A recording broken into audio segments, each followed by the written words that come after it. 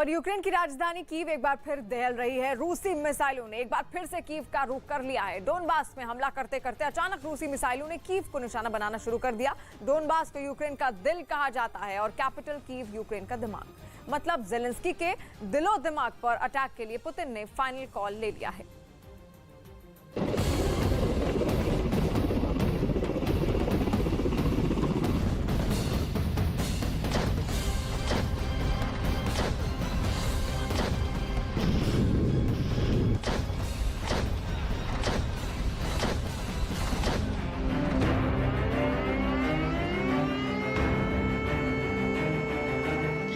कब्जे के बिना यूक्रेन पर पुतिन के विजय की कहानी अधूरी है। लिहाजा महीने भर बाद कीव आज फिर दहल उठा।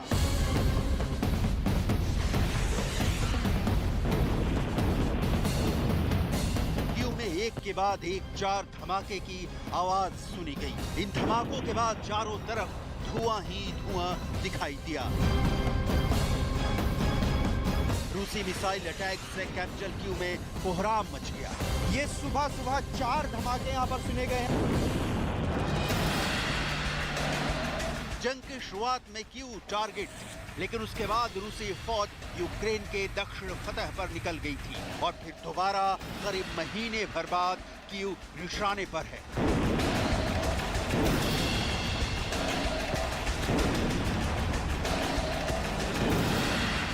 कीव में फिर से एक बार कीव दहल उठा है।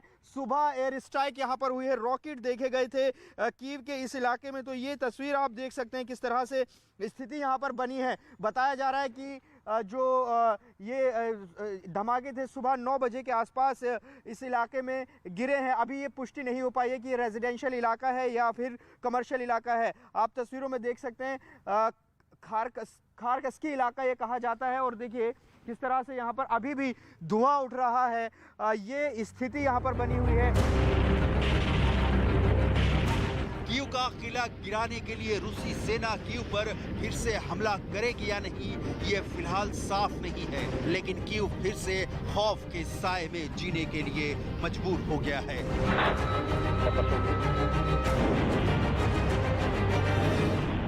Агресор продовжує завдавати ракетних та авіаційних ударів по об'єктах військової та цивільної інфраструктури на території нашої держави, зокрема у Києві. На Волинському та Поліському напрямках зберігається загроза ракетних та авіаційних ударів з території Білорусі. До 11 червня 2022 року продовжено терміни проведення перевірки бойової готовності підрозділів Збройних сил Республіки Білорусь.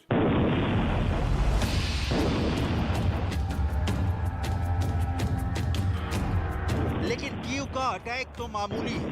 उस अटैक के सामने जो यूक्रेन के पूर्वी इलाके डॉनबास में रूसी फौज कर रही है।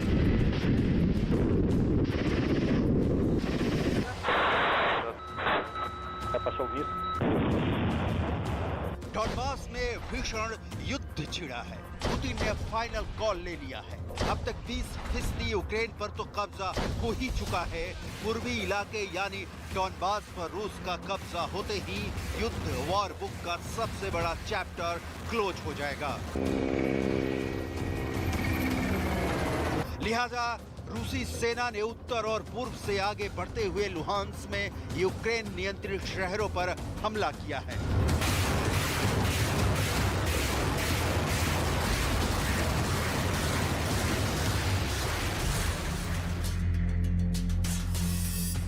सेवरोडोनेस्क के उत्तर पश्चिम में क्रेमिना पर कब्जा कर लिया है और रुबीजने, पोपासना, लिसिचांस्क सहित शहरों पर बमबारी कर रही है। यूक्रेन में इस वक्त सबसे भीषण जंग डोनबास में लड़ी जा रही है। लेकिन सवाल यह है कि जो पुतिन पूरे यूक्रेन को हराने का दावा कर रहे थे, उनका फोकस आखिरकार डोनबास पर आकर क्यों ठहर गया है? आखिर डोनबास में ऐसा क्या है जो इसकी जीत के बाद युद्ध का एंगल बदल देगा? दिखाते हैं आपको इस रिपोर्ट में। प्रेसिडेंट जेलेंस्की के सामने जवाब देने के विकल्प धीरे धीरे कम होते जा रहे हैं। वैसे भी डोनबास में यूक्रेन के सैनिकों की संख्या काफी कम है और पुतिन की सेना को पता है कि यहाँ 8 साल पहले से अलगाववादी समूह फुल ऑन एक्टिव हैं।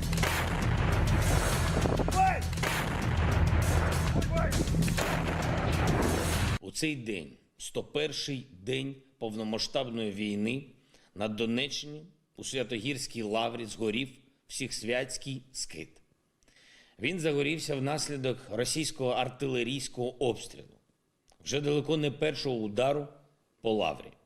Ще у середу від російського обстрілу загинули 3 монахів лаври. Богослужіння змушені проводити у підвалі. Гуркіт артилерії і прильоти російських снарядів у лаврі постійні.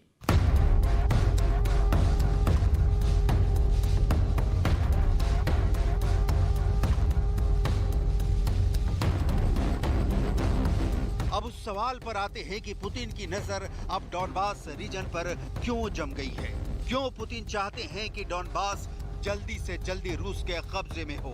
इसे समझने के लिए आपको डॉनबास रीजन की पूरी हिस्ट्री और जियोग्राफी समझनी होगी, क्योंकि कीव अगर यूक्रेन का दिमाग है तो डॉनबास यूक्रेन का दिल है। शायद यही वजह है कि रूसी सेना अब दिमाग यानी कीव और दिल यानी डॉनबास पर एक साथ अटैक कर रही है। असल में पुतिन की नजर डॉनबास पर है तो इसके पीछे बड़ी वजहें हैं। पहली वजह, डॉनबास औद्योगिक रूप से बहुत विकसित क्षेत्र है। दूसरी वजह, यूक्रेन की अर्थव्यवस्था में करीब 20% हिस्सेदारी डॉनबास क्षेत्र की है। तीसरी वजह, डॉनबास में कोयले का विशाल भंडार है। चौथी वजह, अनुमान है कि यहाँ 10 बिलियन टन कोयले का भंडार है। पांचवी वजह, पूरे यूरोप में चौथे नंबर का कोयला भंडार यही है। छठी वजह, डॉनबास के ज्यादातर लोग रूसी भाषा बोलते हैं, मतलब रूस को समर्थन मिलता है। सातवीं वजह को आपको पूर्वी यूक्रेन के भूगोल के जरिए समझना होगा। डॉनबास रीजन लुहांस्क और डोनेस्क के 2 छोटे इलाकों से मिलकर बना है। लुहांस्क का बड़ा हिस्सा रूस की सीमा से मिलता है। डोनेस्क के एक तरफ रूस है तो दूसरी ओर अजोव सी है।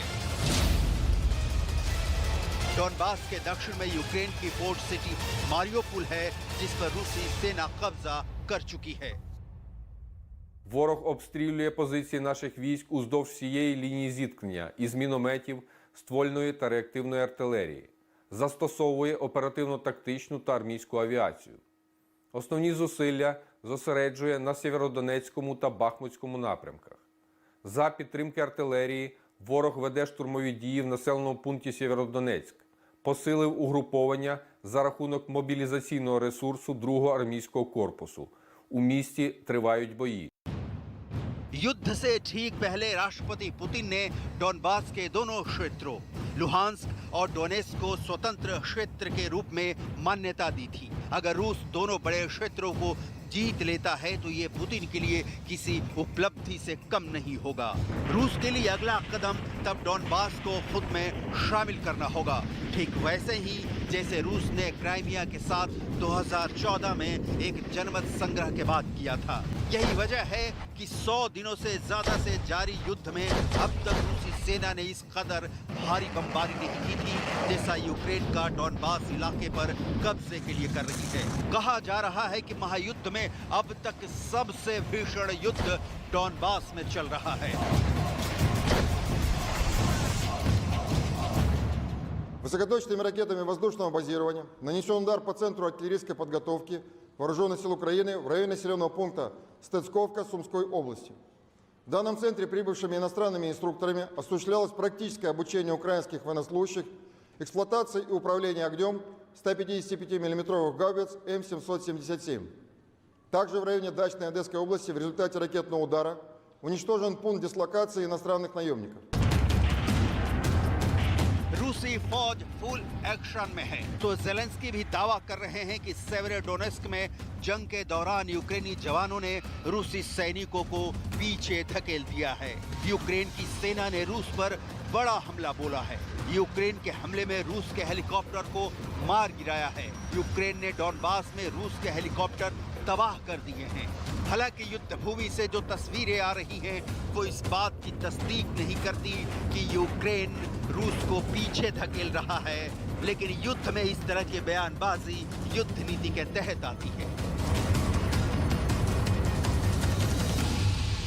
डोनबास का बहुत बड़ा क्षेत्र रूस की सीमा से लगा है। रूस की सेना ने यहां पर रेलवे नेटवर्क लाइन को काट दिया है ताकि यूक्रेनी सेना इसका फायदा ना उठा सके। दक्षिण पर कब्जे के बाद पूर्वी यूक्रेन में तेज हमले पुतिन की कैलकुलेटेड वॉर पॉलिसी का हिस्सा लगते हैं, क्योंकि डोनबास पर कब्जे के बाद अपने बंदरगाहों से हाथ धो चुके ज़ेलेंस्की अब अपने अहम औद्योगिक इलाकों से भी हाथ धो बैठेंगे। यानी आर्थिक रूप से यूक्रेन कमजोर पड़ जाएगा और कमजोर ज़ेलेंस्की को झुकाना पुतिन के लिए मुश्किल नहीं होगा।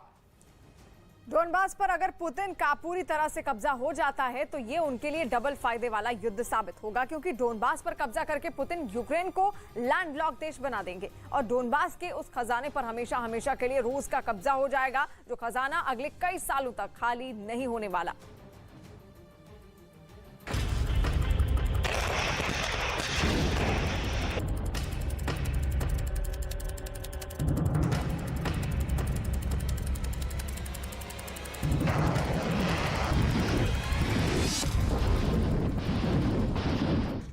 पुतिन ने यूक्रेन का समंदर से कनेक्शन काट दिया है। ओदेसा के बारे में कहा जा रहा है कि यहाँ फिर से लड़ाई छिड़ी, लेकिन एक बात बिल्कुल क्लियर हो चुकी है कि अब यूक्रेन एक लैंडलॉक देश में तब्दील हो चुका है।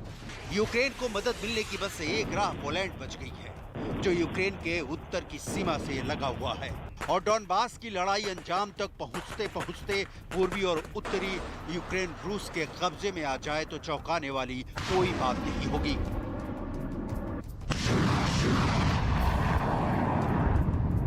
आप समझ गए होंगे डोनबास की जीत का मतलब क्या है। पुतिन के हाथ अगर डोनबास आता है तो वो खजाना मिल जाएगा जिसे कोयला कहते हैं। चीन इसी खजाने को युद्ध के दिनों में अपने हित के लिए इस्तेमाल कर रहा है। रूस पहले से कोयला संपन्न है और डोनबास क्षेत्र से मिलने वाला कोयले पर भी आधिपत्य स्थापित हो जाए तो सोने पर सुहागा वाली बात होगी। रूस के राष्ट्रपति पुतिन को डोनबास को अपने अधीन करने में अभी भी लंबा रास्ता तय करना है। भले ही रूस जीत का दावा करे, लेकिन डोनबास कब्जा करने के लिए बहुत बड़ा क्षेत्र है। डोनबास वो क्षेत्र है जिसके लिए ज़ेलेंस्की हर संभव कोशिश करेंगे। ये बात दीगर है कि फिलहाल जो तस्वीर दिख रही है उसे देखकर लगता है कि राह मुश्किल है, लेकिन बहुत दिनों तक ज़ेलेंस्की यूक्रेन के पास डोनबास को नहीं रख पाएंगे। समझने की कोशिश कीजिए, चीन की चालबाजी युद्ध के दिनों में किस सीमा पर पहुंच गई है। चीन की चालाकी देखिए कि युद्ध के ऐन पहले उसने रूस से कोयला और गैस को लेकर नए समझौते पर दस्तखत किए हैं। चीन को इस वक्त जिसका भरपूर फायदा मिल रहा है, इसे आंकड़ों से समझिए। रूस से चीन को कोयले का आयात 4.42 टन तक जा पहुंचा है। इस साल मार्च और अप्रैल के महीने में चीन को रूस से होने वाले कोयले का आयात डबल हो गया। मार्च में चीन ने रूस से 1.4 मिलियन टन कोयले का आयात किया। अभी रूस अपने कुल कोयला निर्यात का 19% हिस्सा चीन को भेज रहा है, जो कि पिछले साल मार्च में 14% था। मतलब चीन युद्ध के बीच मौके का फायदा उठा रहा है। घरेलू स्तर पर मांग कम होने के बावजूद चीन लगातार रूस से कोयला खरीद रहा है। यूक्रेन युद्ध के चलते कई पश्चिमी देशों ने कोयले की खरीद के मामले में रूस के साथ अपना व्यापार बंद कर दिया है। इस सूरत में रूस को खरीदार चाहिए और चीन को कम कीमत पर यूक्रेन वाला कोयला। आप इसे रूस और चीन के बीच सुविधा वाला समझौता कह सकते हैं, लेकिन इसमें एक तीसरा देश भी फायदे की स्थिति में है और वो है मंगोलिया। सबसे पहले आप मंगोलिया की भौगोलिक स्थिति देखिए। ये देश एक तरफ रूस और दूसरी ओर चीन से लगा है। लैंडलॉक देश है, इसलिए समंदर के लिए चीन पर निर्भर है और दूसरी ओर रूस से सीमा लगती है, इसलिए रूस से इनकार के हालात में मुश्किल बढ़ सकती है। मंगोलिया अपने इसी भौगोलिक स्थिति को फायदे में तब्दील कर रहा है, अपने रेल नेटवर्क को विस्तार देकर। मंगोलिया इस वक्त 3 रेलवे नेटवर्क पर काम कर रहा है, जिसमें एक इसी साल के अंत तक पूरा हो जाएगा और यह रेल नेटवर्क रूस से चीन के लिए कोयला और गैस ले जाएगा। जाहिर है मंगोलिया को इसकी कीमत मिलेगी और रूस की सप्लाई बढ़ेगी, जबकि चीन का ट्रांसपोर्टेशन कॉस्ट कम होगा। डोनबास के कब्जे में आने के बाद रूस की सीमा में विस्तार होगा, जैसे क्राइमिया में कब्जे के बाद हुआ। लेकिन इसका फायदा सिर्फ रूस को ही नहीं, चीन को भी होगा। उसे सस्ता कोयला मिलेगा, मंगोलिया को भी होगा, क्योंकि उसे चीन को कोयला पहुंचाने का पैसा मिलेगा और उसकी खुद की जरूरत भी पूरी हो जाएगी। इसलिए सिर्फ पुतिन की नजर इधर उधर नहीं, सिर्फ डोनबास पर टिकी है और आने वाले दिनों में डोनबास पर हमले और तेज होंगे, इसमें भी कोई दो राय नहीं दिखती है। कहते हैं अर्थतंत्र के सामने सारे तंत्र धराशायी हो जाते हैं। चीन, मंगोलिया और रूस सबकी नजर डोनबास पर है, क्योंकि यहाँ कोयला है और कोयले की जरूरत पूरी दुनिया को है। वो कहते हैं ना, बिना ऊर्जा सब अधूरा।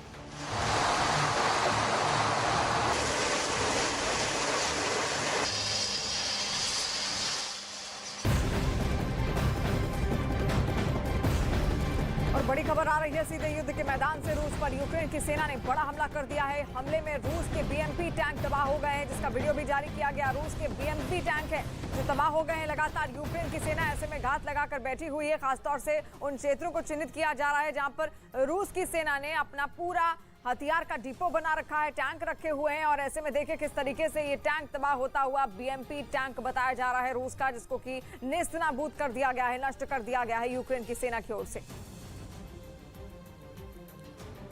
और 100 दिनों के युद्ध के बाद पुतिन ने अपनी वॉर स्ट्रैटेजी में बड़ा बदलाव किया है। पहले उन्होंने यूक्रेन को मदद देने वाले देशों को चेतावनी दी और फिर यूक्रेन की राजधानी कीव पर एक बार फिर हमले तेज कर दिए।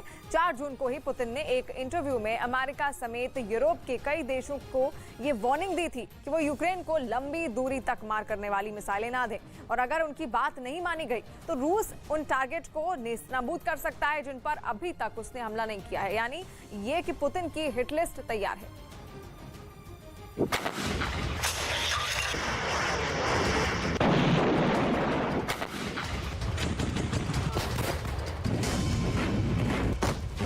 यूक्रेन युद्ध पर राष्ट्रपति पुतिन की हुंकार।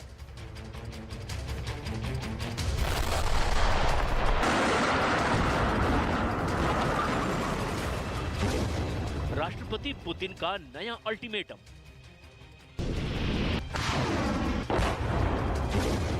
पश्चिमी देशों को राष्ट्रपति पुतिन की वार्निंग।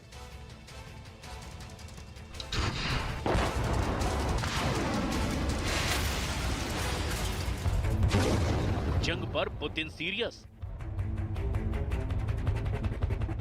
यूक्रेन युद्ध को लेकर रूस के राष्ट्रपति व्लादिमीर पुतिन गुस्से में हैं। राष्ट्रपति पुतिन ने अपने नए टारगेट चुन लिए हैं। राष्ट्रपति पुतिन के फरमान के बाद कभी भी रूस की मिसाइलें कहां तबाही मचाएंगी, ये कोई नहीं जानता। आखिर रूस और यूक्रेन के बीच 100 दिन से जारी जंग के दौरान ऐसा क्या हुआ कि रूस के राष्ट्रपति व्लादिमीर पुतिन को गुस्सा आ गया? आखिर वो ऐसी कौन सी बात है जिसकी वजह से राष्ट्रपति पुतिन पश्चिमी देशों पर फिर नाराज हो गए हैं?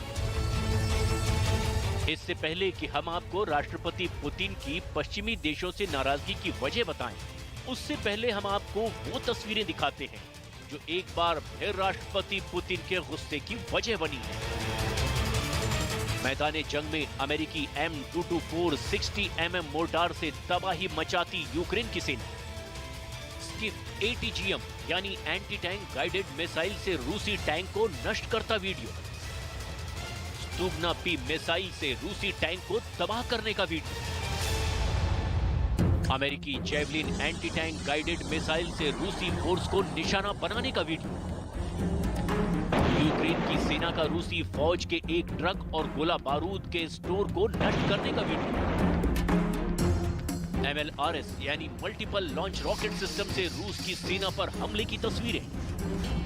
दरअसल ये वो तमाम तस्वीरें और वीडियो हैं जिसकी वजह से रूस की सेना को यूक्रेन की जंग के दौरान अच्छा खासा नुकसान उठाना पड़ा है।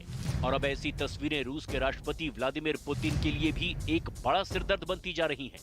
लिहाजा राष्ट्रपति पुतिन ने अमेरिका समेत पश्चिमी देशों को चेतावनी देते हुए कहा कि अगर यूक्रेन को उसके सहयोगी देशों ने लंबी दूरी तक मार करने वाली मिसाइलें दी तो रूस उन लक्ष्यों को निशाना बनाएगा जिन पर उसने अभी तक हमला नहीं किया है।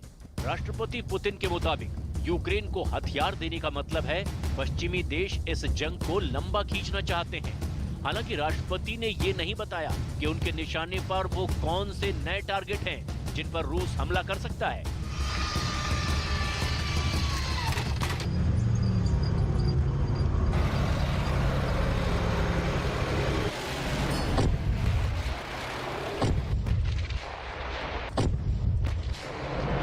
शनिवार को एक रूसी चैनल को दिए एक इंटरव्यू के दौरान उन्होंने यूक्रेन में रूस की सेना के स्पेशल ऑपरेशन को जायज ठहराया।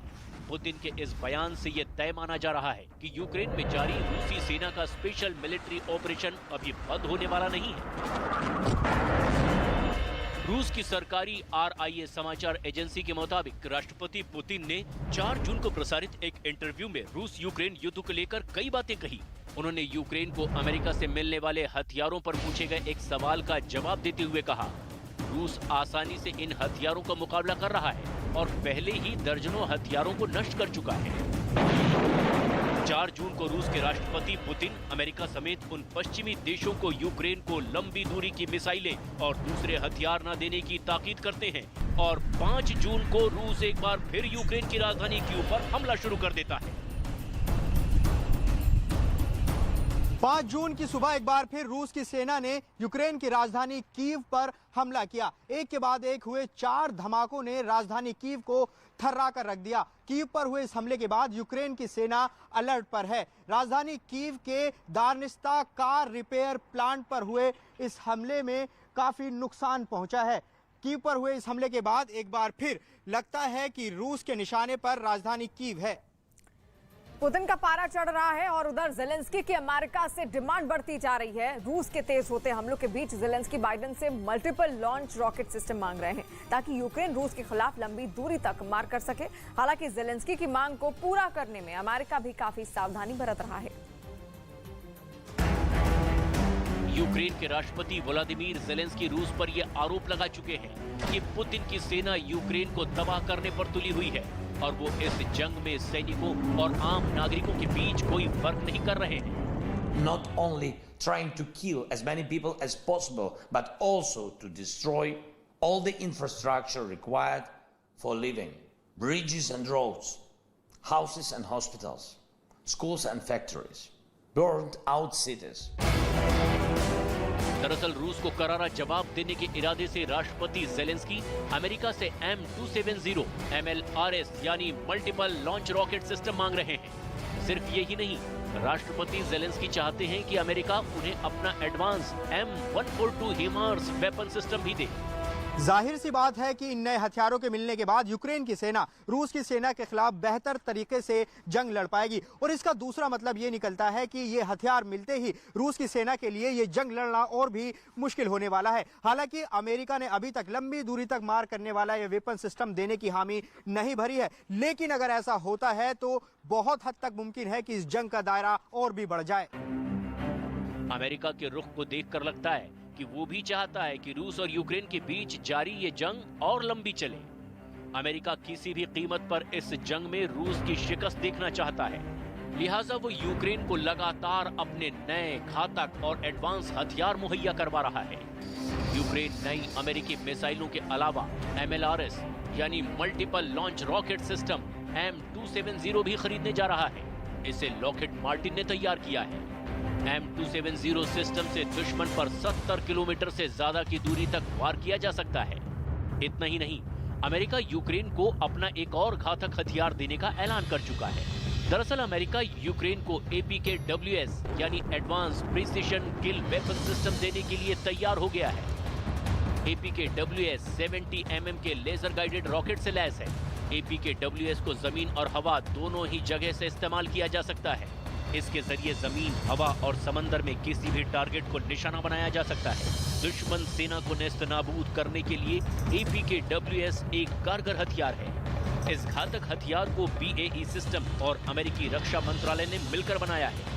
रक्षा विशेषज्ञों का मानना है कि अमेरिका से नए और घातक हथियार मिलने के बाद रूस और यूक्रेन के बीच जारी जंग और भी लंबी खिंचने वाली है। अमेरिका और उसके यूरोप के सहयोगी देशों के यूक्रेन को होवित्जर तोपे, ड्रोन, एंटी एयरक्राफ्ट स्ट्रिंगर मिसाइलें और एंटी टैंक जेवलिन मिसाइलें पहले ही दी जा चुकी हैं। इतना ही नहीं, अमेरिकी राष्ट्रपति जो बाइडेन ने यूक्रेन के लिए 4000 करोड़ डॉलर की मदद देने के प्रस्ताव को अपनी मंजूरी दे दी है। इसका सीधा सा मतलब यह है कि जब तक रूस और यूक्रेन के बीच जंग जारी रहेगी, तब तक अमेरिका और नेटो देश उसकी मदद करते रहेंगे।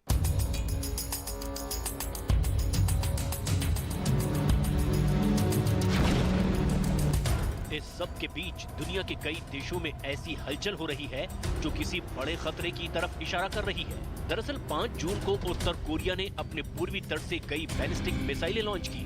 उत्तर कोरिया के इस परीक्षण के बाद जापान के प्रधानमंत्री फूमियो किशिदा ने कड़ी प्रतिक्रिया देते हुए कहा कि उत्तर कोरिया विश्व शांति के लिए एक खतरा बनता जा रहा है। इससे पहले मई 2022 में भी नॉर्थ कोरिया अपनी नई ICBM यानी इंटरकॉन्टिनेंटल बैलिस्टिक मिसाइल का परीक्षण कर चुका है।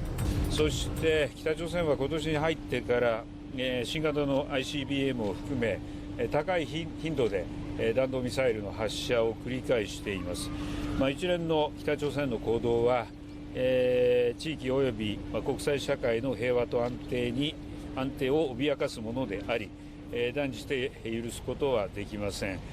今回の弾道ミサイルの発射も国際法違反であり、強く非難をいたします。すでに北朝鮮に対しましては厳重に抗議を行ったところです。 अमेरिका का कहना है कि वो भी नॉर्थ कोरिया के परमाणु मिसाइल परीक्षणों पर नजर रखे हुए है। दरअसल 3 जून को उत्तर कोरिया के परमाणु परीक्षणों के चलते अमेरिका, जापान और दक्षिण कोरिया के अधिकारी एक बैठक भी कर चुके हैं। The U.S. assesses that the DPRK is preparing its Punggye test site for what would be its 7th nuclear test. This assessment is consistent with the DPRK's own recent public statements. We are preparing for all contingencies in close coordination with our Japanese and ROC allies. Furthermore, we are prepared to make both short and longer-term adjustments to our military posture as appropriate in responding to any DPRK provocation, and as necessary to strengthen both defense and deterrence to protect our allies in the region. North Korea के nuclear test करने के बाद America और south Korea ने Japan के Okinawa के पास समंदर में एक बड़ा युद्धाभ्यास किया। इस युद्धाभ्यास में अमेरिका का न्यूक्लियर जंगी जहाज USS रोनाल्ड रीगन भी शामिल हुआ था। इसके अलावा इस एक्सरसाइज में अमेरिकी नेवी के क्रूज मिसाइलों से लैस जंगी युद्धपोत USS एंटाई-टैंक और USS बेनफोल्ड भी शामिल हुए। 2017 के बाद ये पहला मौका था जब दोनों देशों अमेरिका और दक्षिण कोरिया के युद्धाभ्यास में एयरक्राफ्ट कैरियर शामिल किया। समंदर में बढ़ रही हलचल की वजह से चीन और जापान के बीच भी नई जंग की तलवार लटक रही है। इंडो पैसिफिक सागर में जापान के युद्धपोत भेजने से शी जिनपिंग इतने बौखलाए हैं कि उन्होंने जापान को सीधे सीधे अंजाम भुगतने की धमकी दे डाली है। अभी जापान और उत्तर कोरिया के बीच तनाव कम भी नहीं हुआ है कि चीन के सरकारी अखबार ने जापान को धमकी देते हुए एक आर्टिकल प्रकाशित किया है। इस आर्टिकल के मुताबिक चीन ने जापान को धमकी देते हुए लिखा कि जापान के पास जंग लड़ने या एक और जंग झेलने की ताकत नहीं है। ये जापान को गंभीर राय नहीं बल्कि चेतावनी है। दरअसल जापान ने अपने एयरक्राफ्ट कैरियर इजुमो को इंडो पैसिफिक सागर में भेजा है। जापान के इस कदम पर चिढ़कर चीन ने जापान को धमकी दे डाली। इस क्षेत्र में चीन और ताइवान को लेकर वैसे भी तनातनी का माहौल चल रहा है। चीन कई बार ताइवान पर हमले की धमकी दे चुका है। ऐसे सूरत हाल में चीन ने जापान और ताइवान के बाद कनाडा और ऑस्ट्रेलिया को धमकाया है। चीन ने कनाडा और ऑस्ट्रेलिया पर आरोप लगाते हुए कहा कि दोनों देशों के जासूसी जहाज ईस्ट और साउथ चाइना सी में भड़काने वाली कार्रवाई कर रहे हैं। हाल ही में कनाडा ने चीन पर आरोप लगाया था कि नॉर्थ कोरिया पर नजर रखने के दौरान चीन के फाइटर जेट खतरनाक रूप से उनके टोही विमानों के नजदीक आ गए थे।